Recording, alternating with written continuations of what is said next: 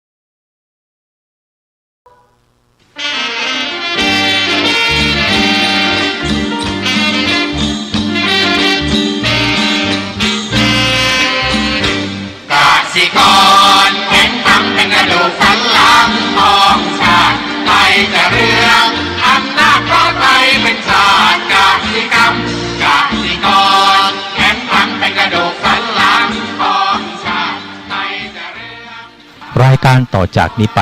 ขอเชิญท่านผู้ฟังทุกท่านเข้าสู่รายการดีมีคุณค่าน่าติดตามรายการเกษตรเพื่อชีวิตดำเนินรายการโดยกลุ่มรักเกษตรประสานงานโดยนายพิชัยคงพิทักษ์คณะเกษตรมหาวิทยาลัยเชียงใหม่หมายเลขโทรศัพท์053944030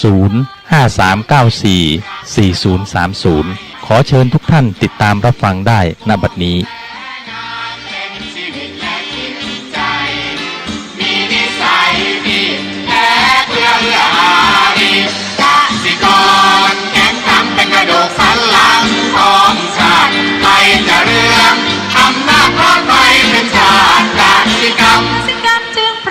เป็นหลักมัน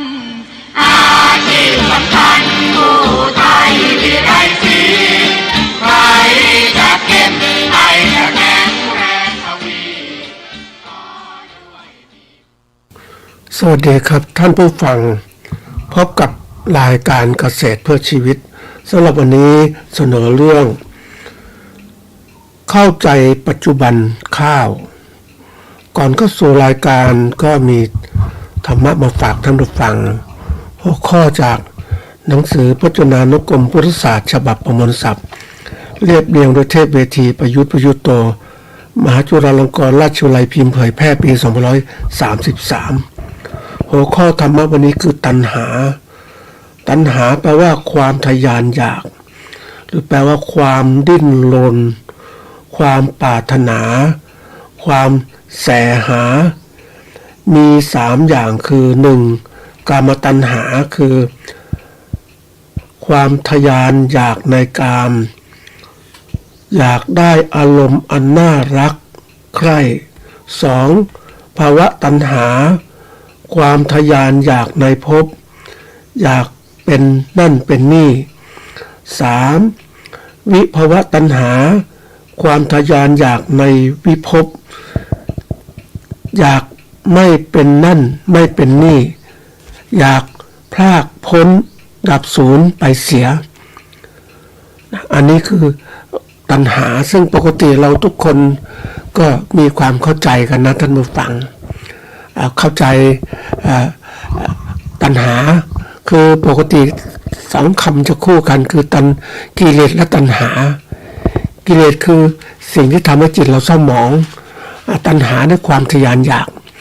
เราทุกคนเข้าใจจะเข้าใจในความหมายของเบื้องต้นนะเบื้องต้น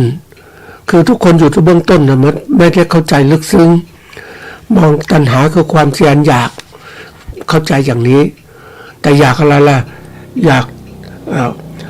ถ้าเป็นกามตัณหาก็อยากให้สัมผัสเนี่ยนะถ้าวิภวตัณหาคือความอยากเป็นนั่นเป็นนี่วิภวตัณหาคือไม่อยากเป็นนั่นเป็นนี่อันนี้เขาลึกกับอีกแล้วทีนี้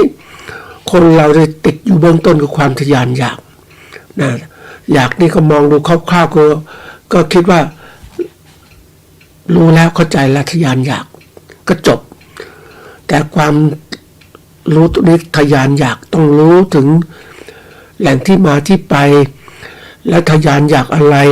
เราจะไปไหนพ้นจากสิ่งเหล่านี้ได้อย่างไรอันนี้เป็นสิ่งสำคัญมากสัตว์บางตัวให้ความรู้กับเราได้แต่เราได้ระดับไหนล่ะเราต้องระดับที่เรียกว่ามันเป็นความเขาเรียกเข้าใจรู้แจ้งเห็นจริงเนี่ยมันสำคัญมากมันเกิดประโยชน์จริงแต่ถ้ารู้เข้าใจเบื้องต้นก็ใช้แค่เบื้องต้นก็เป็นที่น่าเสียดายว่าเราเขาเรียกว่าพบหลักธรรมะของพระเจ้าที่ท่านแสดงไว้แต่เราก็ไม่ได้ใส่ใจเพราะเราก็คิดว่าสิ่งเหล่านี้มันธรรมดาเราคิดเลยเป็นธรรมดาก็ธรรมดาไปไม่ได้ใฝ่ฝันธรรมดายังไงอย่างธรรมะเนี่ยก็คือธรรมะคืออะไรคำสอนพระเจ้าหรือธรรมชาติก็คิดอยู่แค่นี้แหละแต่เราจะทำยังไงให้ธรรมะเกิดประจักษ์แจ้งแก่ใจนั่นคือการที่เราต้องปฏิบัติเพราะฉะนั้นในที่ว่าความเข้าใจเรื่องตัณหาเนี่ยนะมันเคยรู้จำอย่างเดียวไม่ได้รู้ก็เรียกรู้เข้าใจอ่ะมันต้องมาปฏิบัติความหมายคำศัพท์เนี่ยลึกซึ้งนะท่านผู้ฟังแต่ก่อนนี้ก็เข้าใจธรรมดาแต่เมื่อเราได้มีโอกาสปฏิบัติมากขึ้นเราก็ตีความหมายให้มันลึกซึ้งกับอีกจะเห็นโอ้โหคำว่าตัณหานี่ไม่ธรรมดาเลยนะสิ่งเหล่านี้มันเกิดขึ้นแล้วคนส่วนใหญ่ก็มองว่าตัณหาอยู่แค่ความอยากตรงเนี้ยอยากได้ใครสัมผัสอยู่แค่เนี้ยไม่มีใครอยากที่จะเข้าสู่เรียกว่าภาวะตัณหาและวิภาวะตัณหาซึ่งมันวิภาวะตัณหาสูงมากไม่อยากเป็นนู่นนี่จบแค่นั้นสิ้นสุดของการเวียนว่ายแต่เกิดและสิ่งสำคัญนะก็เราก็มาเก็บเป็นข้อคิดของเรานะท่านผู้ฟัง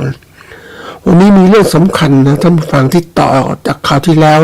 ที่พูดถึงเรื่องข้าววันนี้จะพูดถึงเรื่องของเข้าใจปัจจุบันข้าวนะในหลายตอนที่ผ่านมาเราพูดถึงเรื่องข้าวอดีตข้าวนะแล้วก็อนาคตนะอดีตข้าวเราต้องเข้าใจอดีตข้าวแล้วก็แนวโน้มของข้าวในอนาคตนะอันนี้เป็นมองอนาคตไปแล้วแต่วันนี้มันอยู่อนาคตมันก็เป็นความคาดหวังเราจะเป็นนู่นเป็นนี่แต่ทีนี้เราจะอยู่กับปัจจุบันละมองถึงปัจจุบันก็คือว่าเข้าใจปัจจุบันข้าวเรื่องข้าวเนี่ยมันเป็นยังไงเราปลูกกันมากมายทีเดียวมาดูความหมายซะก่อนนะท่านผู้ฟังว่านะคำว่าเข้าใจเนี่ยแปลว่าอะไรก็คือรู้เรื่องรู้ความหมายนะปัจจุบันเนี่ยก็คือเป็นคำนามว่าเวลาเดี๋ยวนี้นะเวลาเดี๋ยวนี้หรือแปลว่าทันทีเวลาไม่ใช่อดีตไม่ใช่อนาคตมันก็คือเวลาปัจจุบันใช่ไหมเพราะนั้นในความหมายของข้าวเนี่ยก็รู้ว่าข้าวคือพืชเป็นพืชตระกูลหญ้าที่เราปลูกไว้นะเอาไว้เป็นอาหารคือกินเมล็ดเป็นอาหารนะอันนี้คือรวมความแล้วเนี่ยเข้าใจปัจจุบันข้าวหมายถึงอะไรหมายถึงรู้เรื่องนะข้าวที่ไม่ใช่อดีตไม่ใช่ปัจจุบันไม่ใช่อนาคตแต่อยู่ปัจจุบันเวลาเดี๋ยวนี้รู้เรื่องข้าวไว้ดีรู้เรื่องข้าวดีเพื่ออะไรเพื่อเราจะแก้ไขปรับปรุงเดี๋ยวนี้เลยแก้ปัญหาต่างๆเพราะปัญหาที่ยกมาเป็นพืชตัวอย่างหนึ่งที่ให้ท่านผู้ฟังเนี่ยที่เป็นก่อนได้ใฝ่รู้ให้เข้าใจเพราะว่าเป็นต้นแบบที่ยกมาเป็นกรณีศึกษาให้ท่านใช้เป็นต้นแบบในการศึกษาพืชอาหารพืชที่ท่านปลูกและท่านทำธุรกิจเกี่ยวกับพืชหรือสัตว์ต่างๆเรื่องของเกษตรต่างๆต้องรู้ถ้ารู้ไม่จริงมันก็ทำแก้ปัญหาไม่ได้และพัฒนาการไปไม่ได้มันก็ติดอนาคตนั่นแหละมันก็อนาคตก็ล่วงเลยเพราะว่าเราไม่เคยใส่ใจในปัจจุบันทีนี้มาดูข้าวของเราเนี่ยก็ผู้ดำเนินรายการได้ไปค้นคว้ามามากพอสมควรหลายชั่วโมงในการศึกษาเรื่องของอดีตของข้าวนะอนาคตของข้าวนะเพื่อความเข้าใจแล้วก็มาสู่ปัจจุบันของเราว่าเราจะทำอย่างไรคือเรื่องนี้สำคัญนะท่านผู้ฟังก็เราต้องให้ ความหมายเขายกเรื่องนี้มาเพื่อให้เข้าใจถึงความปัจจุบันของข้าวสถานการณ์เป็นอย่างไรแล้วก็เราก็รีบแก้ไขในปัจจุบันใช่อดีตแก้ไขไม่ได้ปัจจุบันนี้แก้ไขได้ทำเดี๋ยวนี้เลยเพราะว่ามันจะไม่ทันแล้วเพราะสถานการณ์ข้าวไม่ดีแล้ววันนี้มันมีเหตุการณ์ต่างๆเกิดขึ้นมานะมากมายทีเดียวยิ่งถ้าเรามี YouTube นะท่านผู้ฟังก็ควรจะต้องไปดู YouTube เกี่ยวกับสถานการณ์ข้าวที่ต้องเราทำให้เราต้องรู้แจ้งเห็นจริงนะของเป็นจริงอย่างเนี้ยเพราะว่ารัฐบาลก็ไม่เคยพูดสถานการณ์ต่างๆมันเป็นเรื่องที่ว่ามันกระทบกระเทือนต่อการผลิตและการขายข้าวของประเทศไทยซึ่งเกษตรกรจะประสบปัญหาความอะไรตกที่นั่งลำบากเพราะว่าเรามัวเขาเรียกเพลินในการที่เราค้าขายข้าวในรอบปีที่ผ่านมาโอ้ยข้าวมันราคาสูงมันอย่างนี้ข้าวขายได้ดีแต่วันนี้โลกมันเปิดแล้วมันอินเดียที่เป็นต้นตอปัญหาก็แต่ก่อนเขาไม่ส่งข้าวออกนอกประเทศเพราะว่าเขาเก็บอาหารไว้เป็นเพื่อความมั่นคงอาหารของประเทศแต่เมื่อประเทศเขาปลูกข้าวดีๆขึ้นข้าวปริมาณเขาก็เริ่มส่งขายราคาถูกเพราะนั้นเมื่อส่งขายไปแล้วเรียกทำราคาถูกก็ตัดปัญหาคือทำให้เกิดปัญหาก็คือว่าตัดราคาข้าวที่ประเทศไทยส่งไปนอกเนี่ยให้ถูกลงนะแล้วก็แย่งตลาดของเราไปมากมายทีเดียวทำให้ข้าวของเราขายไม่ได้ดีพวกพ่อค้าที่เป็นผู้ส่งออกก็มีปัญหาเก็บข้าวไว้แล้วขายไม่ได้ดีก็จะขาดทุนก็ไม่ขายไว้แล้วเก็บไว้ก่อนนะแล้วก็พ่อค้าข้าวที่ส่งออกนอกก็ไม่ซื้อข้าวจากโรงสีก็ไม่ซื้อข้าวจากชาวนาก็จะขายข้าวได้ราคาเดิมขายไม่ได้แล้วต้องขายได้ในราคาต่ำเพราะพ่อค้าโรงสีก็กดราคาเพราะว่าสถานการณ์มันกระเทือนหมดแล้ววันนี้นะเป็นสิ่งที่ต้องรู้ว่าจะแก้ปัญหาอย่างไรเรามาดูที่นะที่ผ่านมาเนี่ยเราต้องวิเคราะห์อดีตมันบอกนะท่านผู้ฟังมันเป็นตัวเลขที่มันไม่โกหกเราหรอกแล้วเราก็เก็บปัจจุบันที่ปัญหามันเกิดขึ้นการที่เราจะแก้ปัญหาได้ดีเราต้องดูทั้งอดีตที่เราทำมาเนี่ยเส้นทางเป็นยังไงเราถูกทางไหมแล้วว่าปัญหามันเกิดขึ้นมาอีกมันถมโถมมามากมายเราจะทำยังไงวันนี้ถามว่าใครจะแก้ปัญหาข้าวต้อง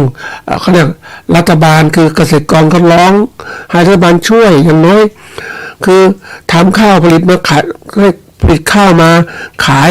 แต่ขายด้วยราคาต่ำกว่าต้นทุนก็อยากจะขอรัฐบาลชดเชยอย่างน้อย1,000ก็ยังดีนะมันก็เป็นไปได้ยากเมื่อเราพันถามว่านามันมีกี่ไร่นะมากมายทีเดียวรัฐบาลที่เอาเงินที่ไหนไปช่วยแล้วยังเจอปัญหาการส่งออกข้าวซึ่งวิกฤตเรื่องสถานการณ์โลกคืออเมริกาขึ้นภาษีนำเข้าสินค้าต่างๆมันก็เทือนเราหมดแหละท่านผู้ฟังเพราะคนนึงประเทศไทยมีรายได้จากภาษีด้วยแต่เราส่งออกข้าวต้องมาเจอปัญหาต่างๆมากมันก็เทือนการผลิตการเขาเรียกเศรษฐกิจการค้าขายมันเป็นภาพรวมที่เกิดขึ้นเพราะนั้นมันสิ่งที่น่าพิจารณาว่าเราจะแก้ไขอย่างไรเราทุกคนก็มุ่งมองถ้าชาวนาก็มุ่งมองไปที่ว่าให้รัฐบาลช่วยเพราะว่าตัวเองผลิตข้าวมาแล้วต้นทุนก็สูงจะไปยังไงปีหน้าจะทำอย่างไรเนี่ยอันนี้หวังรัฐบาลช่วยจริงๆแล้วถ้าเราคิดไปตั้งแต่เริ่มต้นไว้แล้วฤดูกาลต่างๆก็ถ้าเราเตรียมการแก้ไขไว้เนี่ยเราก็จะเริ่มปลอดภัยแต่เราไม่ได้เตรียมการเพราะเราก็คิดว่าโลกมันดีสถานการณ์อันนี้มันดีปี67เนี่ยเราผลิตข้าวขายได้สูงมากเราส่งออกมากและมากจริงๆก็ภูมิใจแต่ที่มันมากเพราะอะไรก็เพราะว่าอินเดียยังไม่ส่งข้าวอินเดียยังตุนข้าวไว้อยู่แต่วันนี้อินเดียเปิดเมื่อ28 กันยา2567ที่ผ่านมามันก็ทำให้ข้าวล้นข้าวในตลาดโลกเนี่ยข้าวมากขึ้นมีประเทศอยากขายประเทศอยากซื้อก็เท่าเดิมตอนนี้มันก็มันก็แข่งขันกันขายประเทศไหนให้ราคาที่ถูกนะผู้บริโภคประเทศที่เป็นพวกซื้อข้าวก็ซื้อข้าวที่นั่นอินเดียข้าวราคาถูกนะขณะเดียวกันประเทศไทยก็เจอปัญหาคือเขาเรียกว่าข้าวก็เลยข้าวราคามันแพงขึ้นข้าวมันแพงเนี่ยมันเกิดขึ้นจากอะไรนะก็เกิดขึ้นจากที่ว่าเรา ตอนที่เศรษฐกิจดีเราก็เรียกว่าซื้อข้าวนะพอเศรษฐกิจดีตอนสมัยที่67เนี่ยเราไม่เรียนรู้ตลาดโลกที่เปลี่ยนแปลงเพราะนั้นในปี67เนี่ยเราก็คิดว่าเราก็ขายได้ราคาดีก็ภูมิใจท่านผู้ฟังเพราะไม่เคยคิดว่าอินเดียจะส่งข้าวออกมาทีนี้ในช่วงเหล่านั้นเนี่ยนะก็มีตัวสำคัญอีกตัวหนึ่งคือนโยบายรัฐบาลเนี่ยทำมานานมากนะก็คือตั้งแต่ยุคปฏิวัติที่ผ่านมาเนี่ยนะแล้วก็คงค่าของเงินในตัวสำคัญที่สุดค่าเงินบาทนะเงินบาทแข็งและเงินบาทอ่อนนะค่าเนี่ยหมายถึงการเปลี่ยนแปลงมูลค่าของเงินบาทเมื่อเทียบกับเงินดอลลาร์สหรัฐหรือสกุลอื่นโดยสามารถอธิบายได้ว่าถ้าค่าเงินบาทแข็งหมายความว่าหมายถึงเงินบาทมีมูลค่าเพิ่มขึ้นเมื่อเทียบกับดอลลาร์นะส่งผลให้ใช้เงิน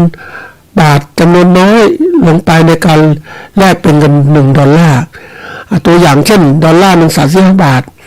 เปลี่ยนเป็นดอลลาร์33 บาทนะแสดงว่าค่าเงินบาทแข็งไอ้ค่าเงินบาทแข็งเนี่ยมันก็ผลกระทบเกิดขึ้นคือดีต่อผู้นำเข้าเพราะว่าใช้เงินบาทน้อยลงในการซื้อสินค้าและวัสดุดิบจากต่างประเทศและไม่ดีก็คือไม่ดีต่อผู้ส่งออกเพราะสินค้าของไทยจะแพงขึ้นสำหรับชาวต่างประเทศทำให้แข่งขันกันได้ยากนะอันนี้นักท่องเที่ยวได้ประโยชน์ก็เพราะว่าค่าเงินบาทไทยน้อยก็มาเที่ยวกันมากมายอันนี้มันมีผลคือตัวสำคัญที่สุดที่รัฐบาลปฏิวัติที่ผ่านมาก็คงค่าเงินบาทนั่นแหละค่ะคือค่าเงินบาทแข็งตอนนั้นเราก็ทำรายได้ดีขายเพราะว่าคือเงินบาทแข็งเนี่ยมันก็นำสินค้าต่างๆทางประเทศคนต่างประเทศก็มาเที่ยวแต่การส่งออกของเรามีปัญหาหลายปีที่ผ่านมาส่งออกมีปัญหาก็มันก็ทำให้เขาเรียกสินค้าเกษตรสินค้าหลายตัวจากประเทศไทยส่งออกไปต่างประเทศมีราคาแพงต่างประเทศก็ชาวต่างประเทศก็ไม่อยากซื้อทีนี้ในช่วงเวลานั้นมันก็เลยว่าเราแก้ไขไม่ได้แต่ช่วงปฏิวัติเป็นประชาธิปไตยเนี่ยก็เริ่มมีการมองว่าการที่ทางประเทศไทยคงค่าเงินบาทแข็งเนี่ยมีผลต่อการส่งสินค้าเกษตรไปต่างประเทศนะอันนี้เป็นตัวที่มาทีนี้เมื่อมันแข็งมันเกินเป็นจริงปุ๊บมันก็ต้องมีการปรับค่าเงินบาทจริงๆต้องเราเกินบาทแข็งมันส่งปัญหาของการส่งออกนะแต่ถ้าค่าเงินบาทอ่อนเนี่ยหมายความว่าค่าเงินบาทอ่อนค่าหมายถึงเงินบาทมีมูลค่าลดลงเมื่อเทียบกับดอลลาร์ส่งผลให้ต้องใช้เงินบาทมากขึ้นในการแลกเป็น1 ดอลลาร์ตัวอย่างเช่นดอลลาร์เนี่ยมีมูลค่า35 บาทแต่เงินบาทมันอ่อนลงก็เป็น37 บาทแสดงว่าค่าเงินบาทมันอ่อนลงผลกระทบก็คือดีต่อผู้ส่งออกเพราะสินค้าของไทยจะถูกลงสำหรับชาวต่างประเทศทำให้ขายได้มากขึ้นแต่ไม่ดีต่อผู้นำเข้าเพราะว่าต้องใช้เงินบาทมากขึ้นเพื่อซื้อสินค้าจากต่างประเทศนักท่องเที่ยวไทยเสียเปรียบเพราะต้องใช้เงินบาทมากขึ้นเมื่อเดินทางไปต่างประเทศอันนี้ผลตัวนี้ที่ผ่านมาเนี่ยวันนี้ก็เริ่มคือค่าเงินบาทเนี่ยมันแข็งมาแล้วก็ส่งสินค้าเกษตรไม่ได้ดีนะทีนี้เราไม่ได้ปรับตัววันนี้เริ่มจะปรับตัวให้ค่าเงินไม่เขาเรียกปรับเปลี่ยนไปตามสภาพเป็นจริงแต่ที่ว่าอันนี้ค่าเงินบาทที่แข็งมันก็สะสมมาก่อนแล้วก็การที่แข็งก็แน่นอนก็เพื่อความที่ว่าต่อผู้มีอำนาจหรือผู้ที่เขาได้ประโยชน์จากนำเข้าก็นำสินค้ามาเยอะแยะหมดเลยเข้ามาแต่สินค้าเกษตรส่งออกยากนะอันนี้คือเป็นตัวนี้เป็นตัวสำคัญต้องปรับเพราะถ้าค่าเงินบาทอ่อนลงเนี่ยไทยจะส่งสินค้าเกษตรสินค้าผลิตในประเทศไปขายต่างประเทศได้ง่ายนี่การคงสภาพนั้นทำให้การค้าเกษตรสินค้าเกษตรลำบากนะอันนี้เป็นตัวที่ทำให้เราแข่งขันกับต่างประเทศไม่ค่อยได้ดีอันนี้เป็นปัญหาใหญ่ที่เกิดเป็นนโยบายของรัฐซึ่งมันเกิดขึ้นมานานแล้วก็เดี๋ยวนี้รัฐบาลก็ยังไม่ เขาเรียกกระทรวงการคลังกับฝ่ายรัฐบาลก็ยังไม่ลงรอยกัน เนื่องจากว่าฝ่ายธนาคารก็อยากจะคงค่าเงินบาทให้แข็งฝ่ายรัฐบาลที่เข้ามาบริหารธุรกิจบริหารประเทศก็อยากให้ค่าเงินบาทอ่อนลงเพื่อส่งสินค้าต่างในประเทศไปต่างประเทศในราคาคือทำให้เกิดการขายได้ดีขึ้นอันนี้เป็นปัญหาใหญ่มันยังไม่ลงตัวกันนะท่านผู้ฟังก็กลายเป็นปัญหาที่สะสมวันนี้ที่เกิดขึ้นปัญหาอย่างหนึ่งที่เกิดขึ้นของเราก็คือว่าปัญหาของเรื่องของว่าการสะสมปัญหาในอดีตที่ผ่านมาเนี่ยมันมีปัญหาสะสมมากแล้วไทยวันนี้เจอปัญหาคือ2ตัวที่หลักก็คือว่าอินเดียส่งออกเปิดตลาดและส่งข้าวในประเทศนะไปขายต่างประเทศอย่างเต็มที่เลยได้เป็นอินเดียเนี่ยเป็นผู้ผลิตข้าวเปลือกรายใหญ่ของโลกส่งข้าวเขาบอกว่ามีปริมาณผลิตที่มากอันดับหนึ่งของโลกเลยรองลงมาก็อาจจะเป็นจีนหรือว่าเวียดนามหรือไทยแต่ก่อนก็เป็นอันดับรองตอนนี้ประเทศไทยก็เป็นอันดับหนึ่งแต่เดี๋ยวนี้ถูกแซงโดยประเทศของมาเลเซียก็เรียกประเทศเวียดนามไทยกับเวียดนามมีส่งออกใกล้ๆกันสลับกันขึ้นเป็นอันดับ2อันดับ3หรืออันดับ3อันดับ4อยู่แถวเนี้ยนี่คือปัญหาแต่ทีนี้เมื่ออินเดียส่งข้าวมาขายในประเทศปุ๊บไทยก็ตกลงมาในอันดับหนึ่งเลยนะไทยก็ตกเป็นอันดับ3อันดับ4แถวๆเนี้ยนะนี่เป็นปัญหาใหญ่เรื่องตรงนี้2ตัวและค่าเงินก็เป็นส่วนที่ทำให้เรานั้นขายข้าวไม่ได้ดีแล้วประเทศไทยขายข้าวไปเจอคู่แข่งคือประเทศอินเดียเป็นคู่แข่งผลิตข้าวขายแข่งคือแย่งชิงลูกค้านั่นแหละเขาเรียกการแข่งขันของผู้ผลิตเราผลิตข้าวเปลือกอินเดียก็ผลิตข้าวเปลือกทีนี้อินเดียผลิตข้าวเปลือกราคาถูกก็ขายได้มากถูกมากก็ขายได้มากเพราะนั้นข้าวไทยที่เคยซื้อราคาที่สูงไว้ในปี667แถวเนี้ยมันก็ส่งออกยากราคานี้วันนี้ข้าวเราก็มีปัญหาเกิดขึ้นแล้วนี่ก็เรามีการเรียกร้องให้เกิดขึ้นว่าแก้ปัญหา2ตัวอย่างไรเรื่องของข้าวอินเดียส่งต่างประเทศไปขายประเทศและขณะเดียวกันค่าเงินบาทยังแข็งค่าอยู่อย่างเงี้ยการส่งออกข้าวก็เป็นไปด้วยความยากลำบากนะนโยบายรัฐบาลประเทศไทยก็ไม่ได้ปรับตัวเพราะว่าเราเคยช่วยคือจริงๆสมัยก่อนเนี่ยเราช่วยไปมากจนต้องความรู้สึกของคนที่รับการช่วยเหลือเนี่ยก็เลยชาวนาไทยได้ความช่วยเหลือจากรัฐตอนราคาตกต่ำก็ช่วยประกันราคาเขาเรียกหรือว่าพยุงราคาแล้วก็มีการให้เขาเรียกอะไรวะให้เงินในเรื่องปุ๋ยนะซื้อปุ๋ยราคาถูก 50% อย่างเงี้ยลดคือจ่ายคนละครึ่งประเภทอย่างนั้นช่วยเหลือชาวนาทุกอย่างก็หวังให้ชาวนาเนี่ยผลิตข้าวขายต่างประเทศในช่วงก่อนนั้นก็มีคือทำให้เขาเรียกว่าชาวนาไทยชินกับการช่วยเหลือจากรัฐไม่ได้มองไปถึงว่าอนาคตจะเป็นยังไงเพราะเราเองก็มองอยู่แค่ว่าขายข้าวกับพ่อค้าคนกลางก็คิดแค่นั้นไม่ได้มองว่าโลกมันเป็นโลกาภิวัตน์มันถึงกันหมดมันเปลี่ยนแปลงการค้าขายในต่างประเทศมันมีอิทธิพลมากคือเรามองแค่ประเทศไทยกินข้าวอยู่โอเคก็เป็นในประเทศก็ราคาข้าวก็ยังขายได้พอมีกำไรกันส่วนหนึ่งแต่มันไม่มากแต่เราต้องผลิตข้าวขายต่างประเทศก็เจอปัญหาใหญ่เลยทีนี้ก็ปีเนี้ยเขาบอกว่าปี67เราผลิตข้าวได้สูงมากขายได้ดีมากเลยแต่ทีนี้เราไม่ได้ดูว่าสถานการณ์ต่างๆมันเริ่มเป็นยังไงบ้างเพราะในวิกฤตข้าวที่ผ่านมาเนี่ยอันนี้ก็ลองไปดูค้นคว้าดูว่าที่ผ่านมาเนี่ยนะข้าวของประเทศไทยมันเป็นยังไงภายใน10ปีก็พยายามที่จะเก็บข้อมูลดูว่าในช่วง10ปีที่ผ่านมาราคาข้าวเปลือกในประเทศไทยมีความผันผวนไปตามปัจจัยผลผลิตการส่งออกสภาพเศรษฐกิจของโลกนะเศรษฐกิจของโลกก็คือการซื้อขายนะสินค้ากันของประเทศต่างๆมีข้อมูลจากสมาคมโรงสีข้าวไทยระบุว่าราคาข้าวเปลือกนะในปี2563อยู่ระดับเรียกว่าระดับหนึ่งสำหรับราคาข้าวเปลือกในปี คำว่าข้าวดีนะถ้าข้าวคุณภาพดีคือข้าวเปลือกหอมมะลิ ในภาคตะวันออกเฉียงเหนือในปี2567เนี่ยก็ราคาแต่ละเดือนคือค่อนข้างที่จะดีประมาณเฉลี่ย15,000 กว่าบาทนะต่อ1 ตันนะอันนี้ก็ไม่ค่อยเปลี่ยนแปลงเท่าไหร่แต่ทีนี้มาถึงราคาข้าวที่เรียกว่าข้าวเจ้าเนี่ยนะก็แน่นอนว่ามันก็ลามมาปี68นะ68เนี่ยรายงานราคาข้าวเปลือกเกี่ยวสดที่ชาวนาได้รับอยู่ประมาณเกวียนละ 6,300 ถึง 7,000 บาทต่อตัน ซึ่งเป็นระดับต่ำสุดในรอบ10 ปีนะเพราะว่าเนี่ยมกรานี่เป็นช่วงที่ช่วงที่ ประเทศอินเดียส่งข้าวไปขายแล้ว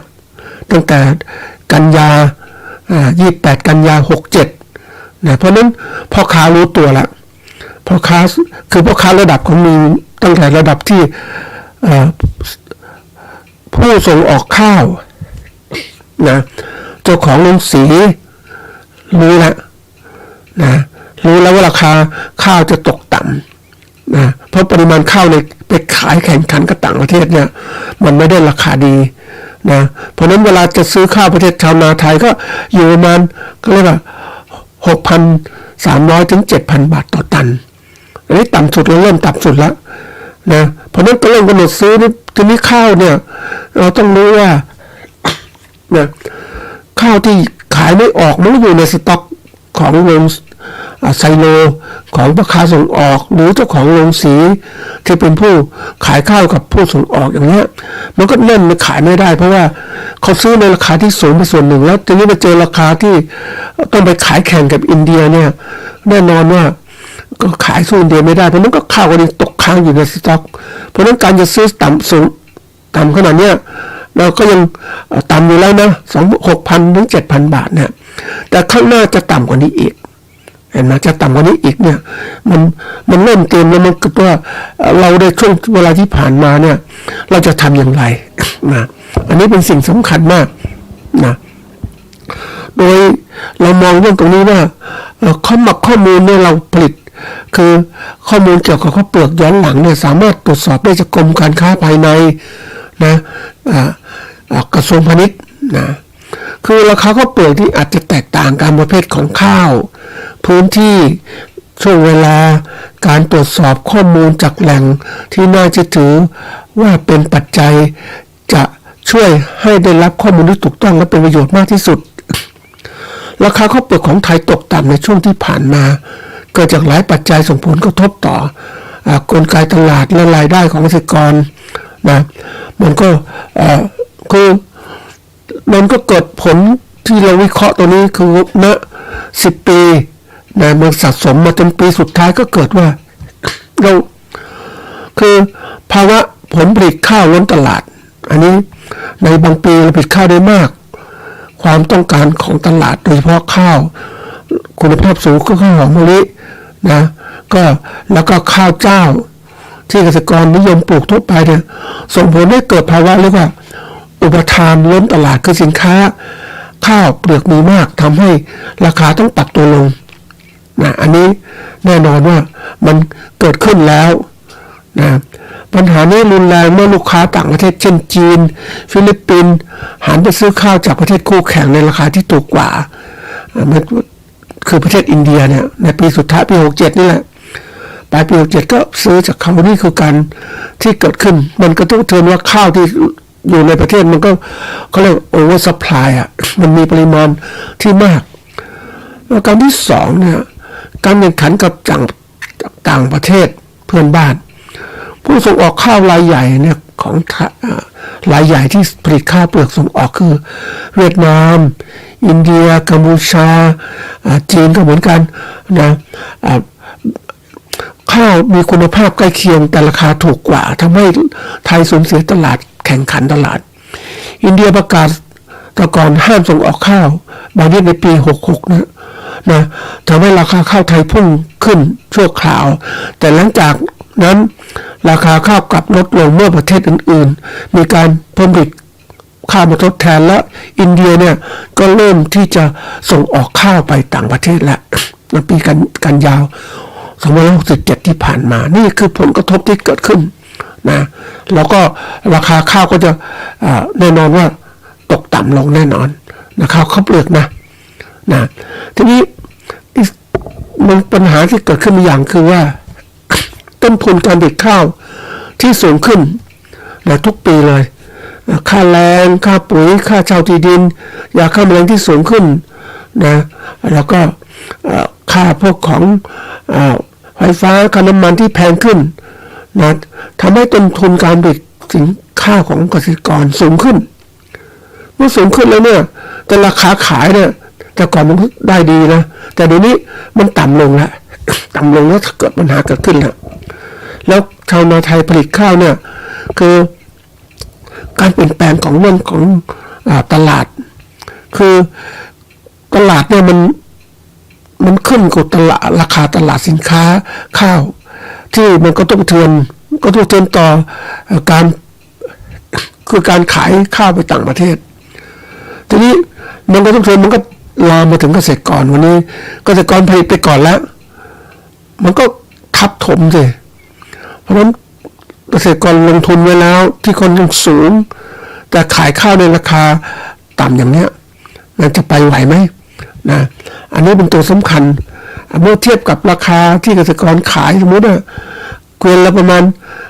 8,000 บาทสมมตินะเนี่ยก็ 8,000 จริงๆนะแต่ต่ำกว่า 8,000 ก็มีนะก็ราคาที่ขายได้ที่มันแทนที่เป็น 8,000 มันแค่ได้ 6,300 ถึง 7,000 อย่างเงี้ยมันก็ต้องกำไรได้นิดเดียวคือมันไม่ใช่กำไรแล้วกำไรจริงๆต้นทุนมันตอนนี้มันสูงประมาณไร่ละ 7,000 กว่าบาทต้นทุนการผลิตข้าวขายได้กำไรไร่ละเขาเรียกว่าไร่ละพันอย่างเงี้ยมันไม่ไหวแล้วนี่คือตัวเลขที่ต้องคิดเพราะต้นทุนมันสูงกว่านี้อีกนะรายเล็กๆต้นทุนสูงกว่ารายใหญ่ก็เลือกที่เอาเฉลี่ยราคามาพูดเนี่ยส่วนใหญ่ราคาแต่รายเล็กๆคือก่อนรายเล็กเนี่ยต้นทุนสูงจริงๆแต่ว่าไม่พูดไม่มีการทำบัญชีก็เลยกลายเป็นว่าไม่มีใครรู้ความจริงเกษตรกรส่วนใหญ่ก็ขาดทุนนะอันถัดมาข้อที่4นโยบายภาครัฐไม่ส่งเสริมราคานโยบายแทรกแซงราคาเช่นการรับจำนำข้าวในอดีตส่งให้ราคาข้าวไทยสูญเสียความสามารถในการแข่งขันเพราะเราได้การสนับสนุนปัญหาสต็อกข้าวไม่เคยมีเกษตรกรไม่ก็สต็อกข้าวตัวเองผลิตมาก็ขายเพราะไม่มียุ้งฉางตัวเองข้าวก็ต้องรีบขายข้าวสู่ตลาดก็กลายเป็นว่าพ่อค้าก็ต้องเก็บข้าวเกษตรกรในราคาที่ซื้อมาถูกก็เก็บอีกมันก็ล้นตลาดแหละมาตรการประกันรายได้เกษตรกรช่วยชาวนาเนี่ยมันก็มีรับการชดเชยบ้างสมัยก่อนก็ทำให้เกษตรกรรู้สึกว่าสบายใจทำไปอย่างนี้ก็เดี๋ยวรัฐบาลชดเชยก็กลายเป็นว่าเราได้รับการอุ้มชูโดยไม่ให้เกษตรกรได้รู้ความเป็นจริงว่าข้างหน้าเนี่ยต้องเจอปัญหาอย่างเนี้ยแล้วรัฐบาลไม่ช่วยจะทำยังไงแต่เราก็คิดกำข้างว่าตัวเองว่าเฮ้ยรัฐบาลต้องช่วยเนี่ยมันเป็นปัญหาที่สิ่งที่เราการช่วยมากๆของภาครัฐเนี่ยก็ทำให้เกษตรกรบางครั้งเนี่ยก็ลืมว่าเฮ้ยมันไม่เป็นจริงตามกลไกตลาดเรามีการผลิตที่รับภาครัฐช่วยเหลือตลอดเวลาเนี่ยมันทำให้เราอยู่ได้อย่างนี้แต่เงินภาครัฐแต่วันนี้ภาครัฐไม่มีเงินช่วยเหลือจะทำอย่างไรนะอันนี้เป็นส่วนสำคัญแล้วก็ถัดมาคือข้อที่5คือสภาพอากาศและภัยพิบัติธรรมชาติเกิดขึ้นนะน้ำท่วมฝนแล้งต่างๆนะทำให้พืชผลบางที่เสียหายบางที่นะมันก็ส่งผลต่อคุณภาพข้าวนะปริมาณข้าวที่มันลดลงแต่บางคนก็รีบเกี่ยวข้าวขายในขณะที่ความชื้นของข้าวยังสูงอยู่เนี่ยมันมีผลต่อการที่เขาเรียกว่าส่งราคาขายที่พ่อค้าเดี๋ยวนี้เขามีเครื่องวัดความชื้นจากเม็ดข้าวเปลือกพอซื้อข้าวเปลือกที่ความชื้นมันสูงเนี่ยมันก็กลายเป็นว่าเจ้าของโรงสีหรือพ่อค้าส่งออกต้องอบข้าวอีกนั่นต้นทุนก็สูงเงินเขาก็อยากกดราคาได้ก่อนนะเนี่ยมันเป็นผลที่เกิดขึ้นวันนี้เราปี67ที่ผ่านมาก็น้ำท่วมเสียหายข้าวต่างๆเยอะแยะ อันที่6ที่ว่ามันมีเรื่องสำคัญที่ผ่านมาแล้วเนี่ยในช่วงนั้นก็คืออัตราแลกเปลี่ยนนะและภาวะเศรษฐกิจของโลกอย่างค่าเงินบาทแข็งค่าในบางช่วงทำให้ราคาข้าวไทยแพงกว่าต่างประเทศส่งผลให้ผู้ซื้อข้าวหันไปซื้อข้าวจากแหล่งข้าวที่ถูกกว่านะภาวะเศรษฐกิจจากชะลอตัวเนื่องจากว่าก่อนเกิดโควิดด้วยนะแล้วก็ให้ประเทศที่นำเข้าข้าวลดปริมาณการสั่งซื้อส่งผลให้ราคาข้าวไทยข้าวในตลาดโลกลดลงอันนี้เป็นเรื่องจริงเพราะว่าจากทุกวิกฤตเศรษฐกิจนะมหาโควิดระบาดคนตกงานต่างๆทั่วโลกมันก็ทำให้การซื้อขายข้าวไม่ดีเท่าที่ควรเพราะเขาไม่มีเงินเนี่ยนี่คือตัวสำคัญจริงๆข้อมูลเหล่านี้มันถูกปิดมานะท่านผู้ฟังถูกปิดตั้งแต่คือรัฐบาลที่ผ่านมาของประเทศไทยเนี่ยเป็นรัฐบาลเขาเรียกว่าคณะปฏิวัติเราเพิ่งมาเป็นประชาธิปไตยขนาดนี้ปีกว่าเองเราก็ปรับตัวไม่ทันอันนี้มันจริงเพราะว่าบางอย่างที่ในกลุ่มปฏิวัติเนี่ยก็มีการคือข้อมูลที่เป็นจริงของโลกก็ถูกปิดหมดมันไม่ได้เป็นประชาธิปไตยท่านผู้ฟังเพราะนั้นการดูประเทศต้องดูว่ามันลึกทีนี้มาดูว่าแนวทางแก้ปัญหาที่ผ่านมาเนี่ยนะเราก็พยายามแก้ปัญหาแต่ว่ามันเหมือนกับปัญหาเนี่ยมันอยู่ในวงจำกัดเพราะว่าเราไม่ได้เปิดโลกให้มัน ให้คนได้เรียนรู้มากขึ้นให้ชาวนาได้เรียนรู้โลกกว้างเพราะเราขนาดปิดที่ปฏิวัติ7-8 ปีที่ผ่านมาเนี่ยเราก็ถูกครอบงำอย่างนี้วันนี้เราเริ่มเปิดเพราะนั้นก็ปัญหากระเทือนจากการโลกที่เราต้องเปิดโลกไปสู่โลกภายนอกเราก็ต้องรับรู้ผลจากภายนอกที่เขากระเทือนต่อการผลิตข้าวของประเทศไทยแนวทางแก้ปัญหาที่ผ่านมาเนี่ยส่งเสริมข้าวคุณภาพสูงอย่างข้าวอินทรีย์ข้าวเฉพาะกลุ่มด้านข้าวหอมมะลิที่ข้าวคุณภาพสูงเพื่อลดการแข่งขันด้านราคาแต่ก็ทำได้ไม่มากเพราะว่าชาวนายังผลิตข้าวธรรมดาอยู่เยอะมากนะเพราะว่าอย่างน้อยผลิตข้าวธรรมดาเนี่ยก็รัฐบาลก็ช่วยได้บ้างนะก็อยู่แค่นี้แต่ไม่ได้มองว่าต้องแข่งขันเพราะข้าวหอมมะลิในคุณภาพสูงเนี่ยต้นทุนก็สูงขึ้นนะอันนี้ก็สำคัญนะแล้วก็เราก็ผลิตพันธุ์ข้าวส่วนใหญ่เนี่ยก็มุมมองพันธุ์ข้าวที่จะตอบสนองคนหมู่ใหม่คือจากชาวผลิตคือชาวนาผลิตข้าวเจ้าธรรมดาไม่ได้หวังข้าวคุณภาพสูงถัดมาเรื่องของการแก้ปัญหาคือการกระจายตลาดส่งออกก็หาตลาดใหม่ทดแทนการพึ่งพาตลาดเดิมนะเราก็เริ่มที่จะทำแต่ทำช้าเพราะสมัยที่เป็นปฏิวัติก็การตลาดต่างประเทศก็ไม่เก่งนะอย่างตลาดตะวันออกกลางแอฟริกายุโรปต่างๆเนี่ยเราต้องหาตลาดใหม่รองรับเพราะว่าการที่ส่งข้าวขายในระดับที่ตลาดธรรมดาของเราเนี่ยไม่ว่าจะส่งไปเขาเรียกว่า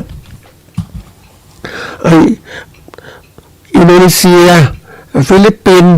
นะแถวๆนี้หรือว่าประเทศตะวันออกกลางเราก็ขายได้ไม่มากเพราะว่าเราไม่ได้หาตลาดมากขึ้นนะเพราะฉะนั้นตัวนี้สำคัญถ้าตลาดไม่กว้างเนี่ย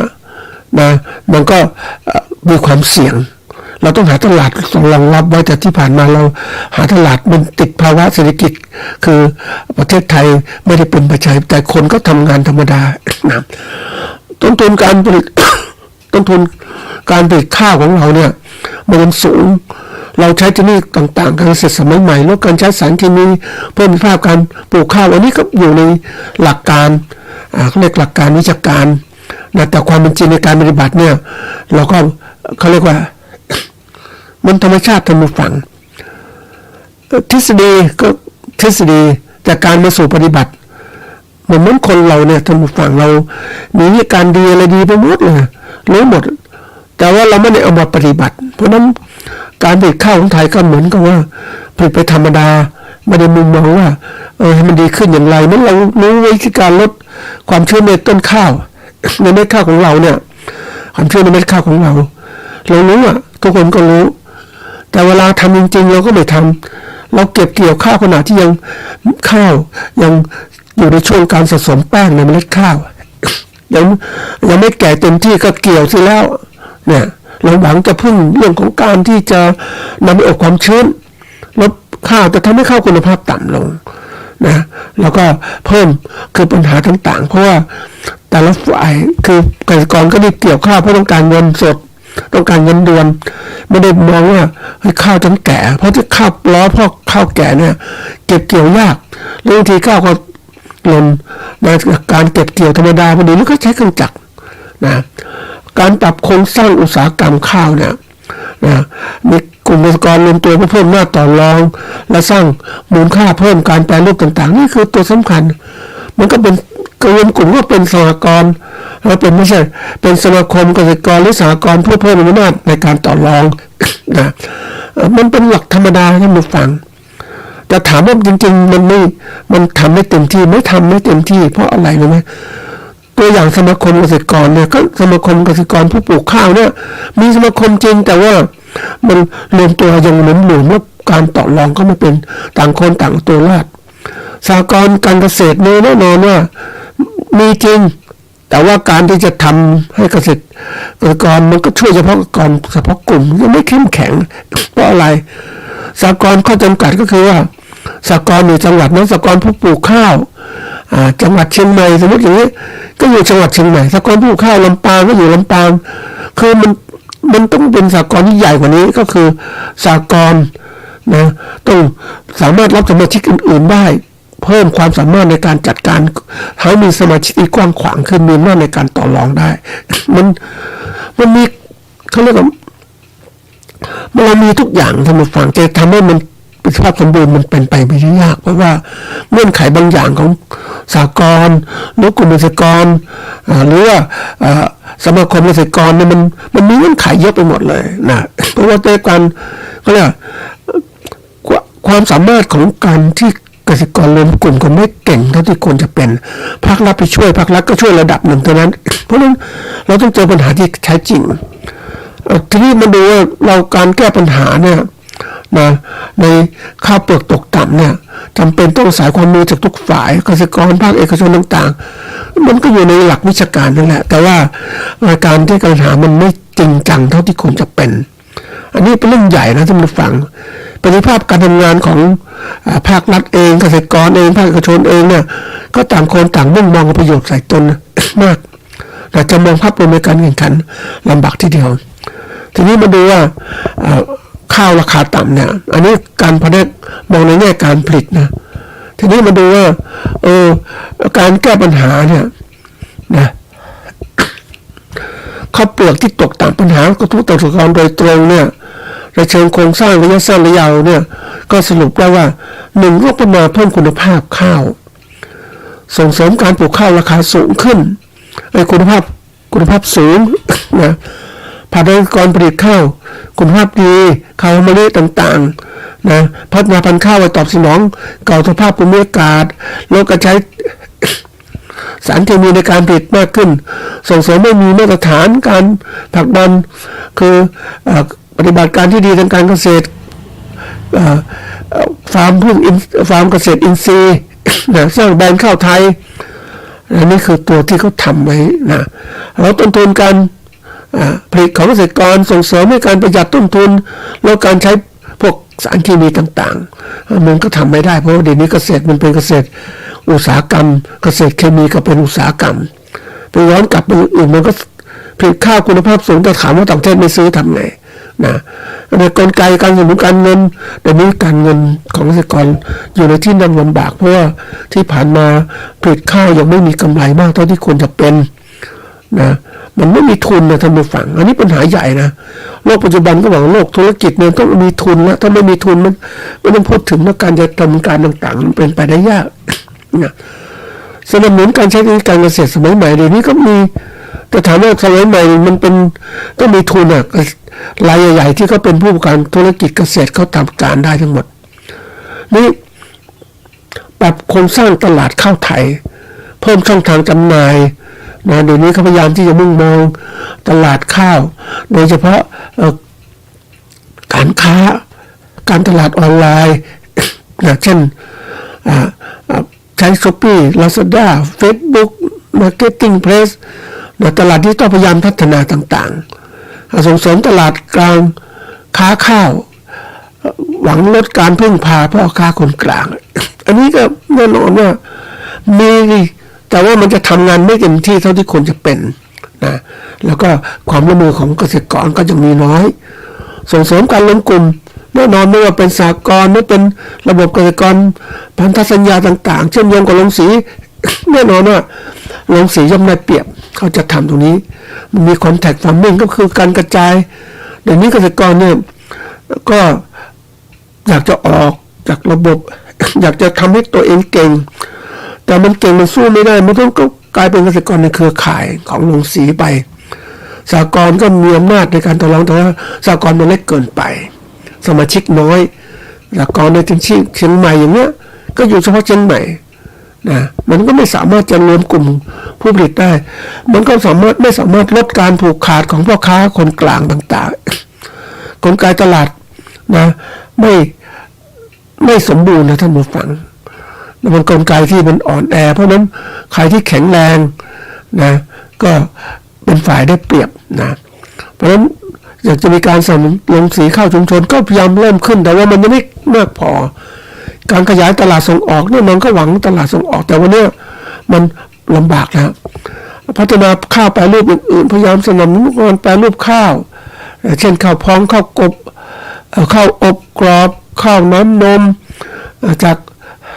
ขนมจากข้าวอย่างเงี้ยส่งเสริมให้มีมูลค่าเพิ่มมากขึ้นนี่คือการมุ่งมองในประเทศของเราแต่ว่าตลาดของเราเนี่ยต้องเป็นตลาดเชิงลุกไม่ใช่ว่าเดี๋ยวนี้มันรับตลอดเวลาเพราะสถานการณ์เราไม่เก่งพอในการที่เป็นเชิงลุกผู้ที่เชิงลุกนี่ก็คือหาตลาดออกไปสู่ต่างประเทศเป็นผู้ระดับใหญ่ๆพวกของพ่อค้าส่งออกหรือพวกการธุรกิจเกษตรส่งออกที่เขามองรูปแบบต่างๆมันเป็นสิ่งที่ลำบากทีเดียววันนี้ถัดมานโยบายภาครัฐที่ยั่งยืนปรับปรุงประกันราคาข้าวส่งเสริมต่างๆนะก็มันไม่ยั่งยืนพวกการควบคุมสต็อกข้าวในประเทศต่างๆการพัฒนาข้อมูลระบบข่าวสารติดตามราคาข้าวเนี่ยอันนี้ต้องยอมรับนะท่านผู้ฟังข้อมูลส่วนใหญ่เนี่ยเป็นข้อมูลของภาครัฐที่องค์กรภาคธรรมส่วนหนึ่งแล้วแต่ยังผู้ที่เป็นเกษตรกรไม่สามารถเข้าดูได้หรือไม่สามารถเข้าถึงเพราะมองไม่เห็นแล้วข้อมูลจากภาคเอกชนเนี่ยพวกเขาทำอย่างพวกธนาคารต่างๆเขาวิจัยข้อมูลมันก็ตกอยู่ในเรื่องของให้คือผู้ส่งออกนะแล้วก็พ่อค้าโรงสีต่างๆเขามีสมาคมก็ไวในการเข้าถึงข้อมูลแต่เกษตรกรเนี่ยเข้าถึงยากมันต้องทำให้การปรับตัวของเกษตรกรเนี่ยในการผลิตข้าวเนี่ยไม่ทันเพราะฉะนั้นเมื่อสรุปแล้วการแก้ไขปัญหาราคาข้าวเปลือกตกต่ำนะก็ต้องทำควบคู่ทั้งการพัฒนาคุณภาพลดต้นทุนปรับโครงสร้างการตลาดขยายการส่งออกแล้วก็การสนับสนุนนโยบายจากภาครัฐซึ่งในวันนี้เนี่ยเราคงไม่ไหวแล้วเพราะว่าภาครัฐเนี่ยพอมารับงานโดยภาครัฐที่เป็นประชาธิปไตยบริหารระบบมารับงานเจอปัญหาต่างๆที่สะสมมาในช่วงปฏิวัติมันก็แก้ปัญหาไม่ทันแหละเพราะฉะนั้นเมื่อไม่ทันตรงนี้ก็เกิดอะไรขึ้น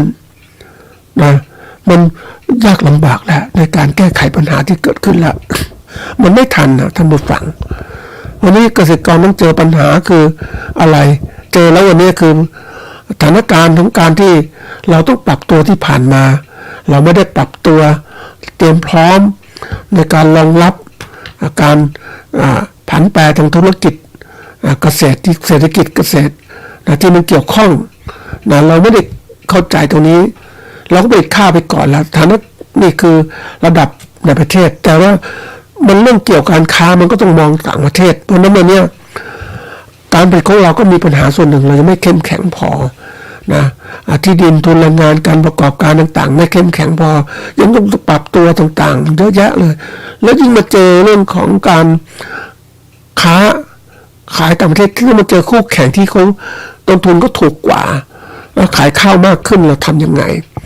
อันนี้เราผลิตข้าวไว้แล้วเนี่ยมันก็เจอปัญหาว่ามันลำบากนะท่านผู้ฟังว่าเจอปัญหาเนี่ย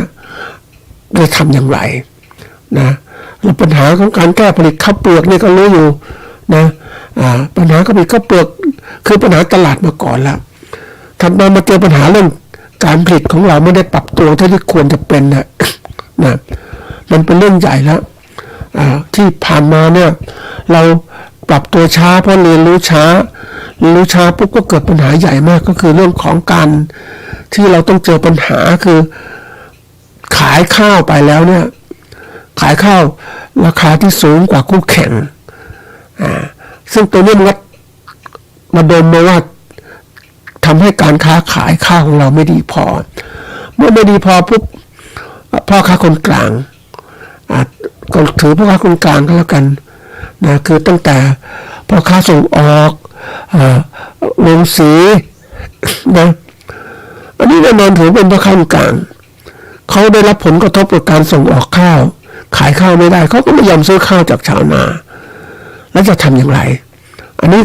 เพราะนั้นที่ผ่านมาเนี่ยมันเป็นปัญหาที่สะสมมาแล้วเจอปัญหาต่างประเทศเกิดขึ้นมาเนี่ย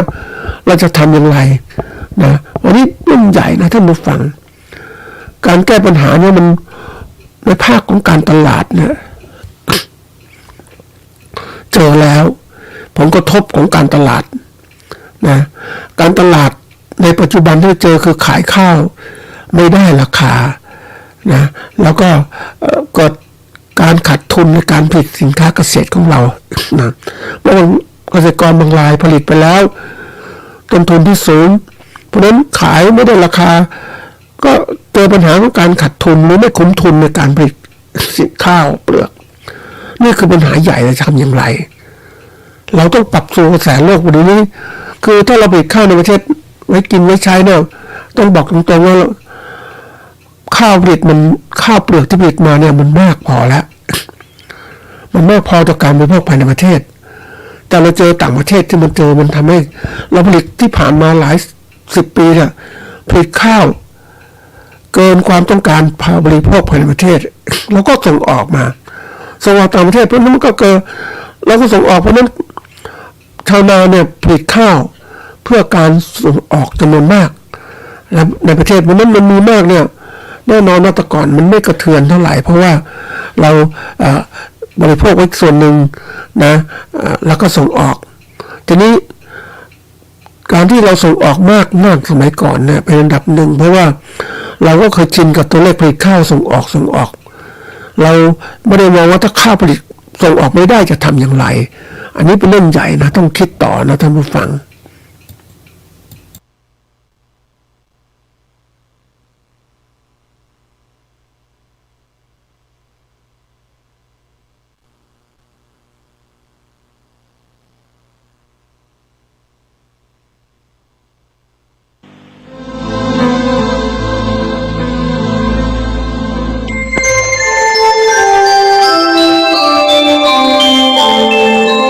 ขณะนี้ท่านกำลังฟังสถานีวิทยุกระจายเสียง FM 104.5 เมกะเฮิรตซ์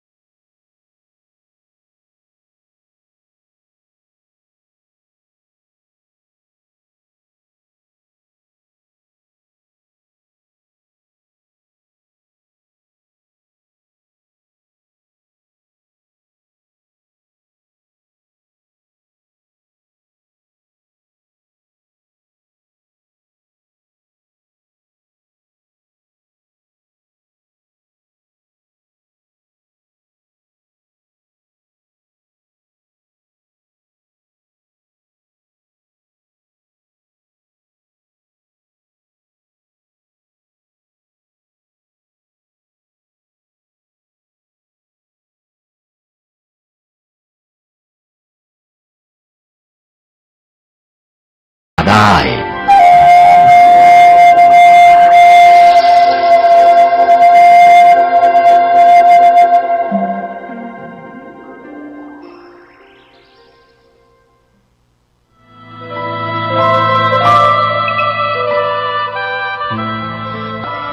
งานเผยแผ่พระพุทธศาสนาของไทยเราในขณะนี้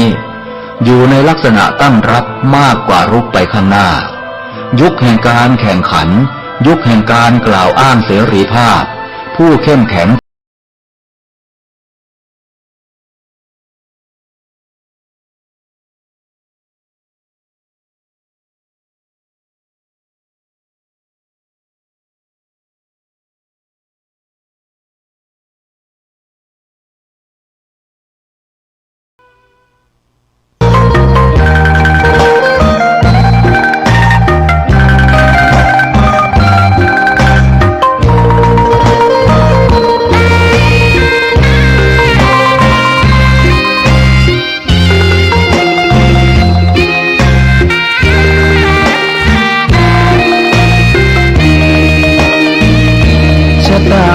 ฟ้าหรือบารมีชักนำถึงอยู่แสนไกลล้ำพระธรรมไม่มีมองไม่ฟ้าเพียงดินยังทวินฝันไปเข้าดงขมิ้นเมื่อใดอิ่มอกอิ่มใจเสมอสายทางคนดีใจน้อมอธิษฐานบารมีสิ่งดีที่ได้พบเจอเห็นชายผ้าเหลืองทุกวันฝันเพ้ออยากบวชจริงละเมอเข้าวัดบ้านคงเป็นบุญที่เคยเป็นทุนสร้างมารักผ้าเหลืองดังว่าปรารถนายึดมั่นอยากบวชทุกทีผ้าเหลืองผืนนี้ผูกพันอยู่ในใจทุกวันใฝ่ฝันถึงผ้าเหลืองกายวาจาใจสัญญาว่าไม่เสื่อมคลายหัวใจมุ่งหมายหนึ่งไม่มีอะไรมากันให้คุณคืนศรัทธาผ้าเหลืองบวชเป็นเรื่องใหญ่เราวันรอคอยเข้าโบสถ์ได้บวชเสียทีเป็นคนสุขเต็มที่ตามรอยความดีพระพุทธเจ้าไม่ลืมบุญคุณพ่อแม่การุณเลี้ยงเราผ้าเหลืองห่มกายคลายเศร้าพ่อเราแม่เราศรัทธาสุขใจจริงๆเป็นชายแต่หัวใจสิงพูดจริงทำจริงทุกราทุกคืนทุกวันผ้าเหลืองพันผูกกายโอ้น้อวาสนาพระธรรมนำพาชีวิ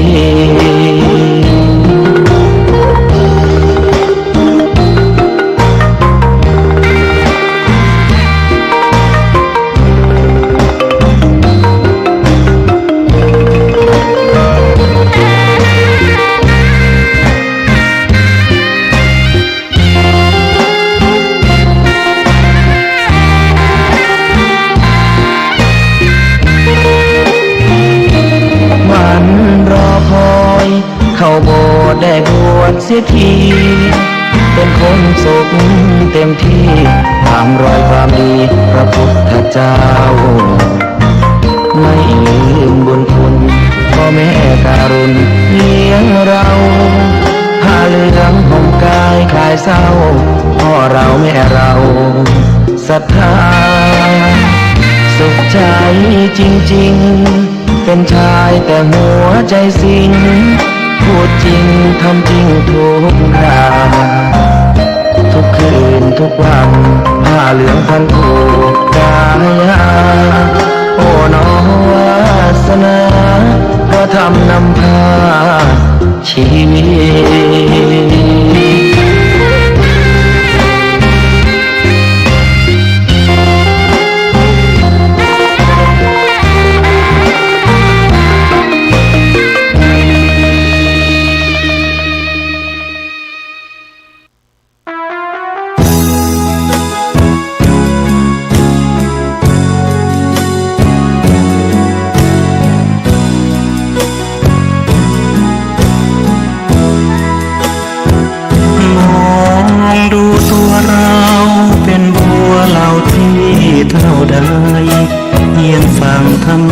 สอนใจ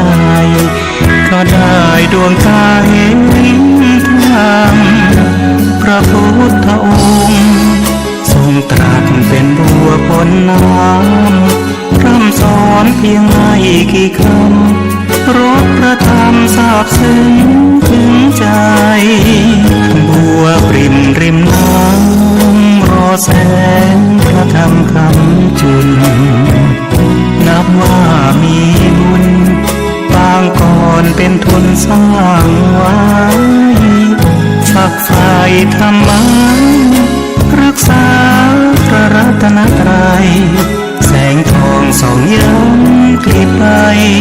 เบ่งบานขึ้นในพริบตาบัวกลางบึงกว่าครึ่งบนโลกใบนี้กว่าจะโชคดีเปล่งกลีบสีต้องใช้เวลาอธิบายยกสายแม่น้ำทางหน้าเหยียบย่างสู่วัยชราเห็นศรัทธาก็เกือบจะสายชีวิตน่าเศร้าตัวเราอยู่ใต้โคลนตมมืดบอดระทมดิ่งจมห่วงเหวอามายไม่เห็นธรรมะพระพร่ำสอนให้เปลืองน้ำลายย่อมเป็นอาหารเต่าไปเวียนว่ายนายอเวที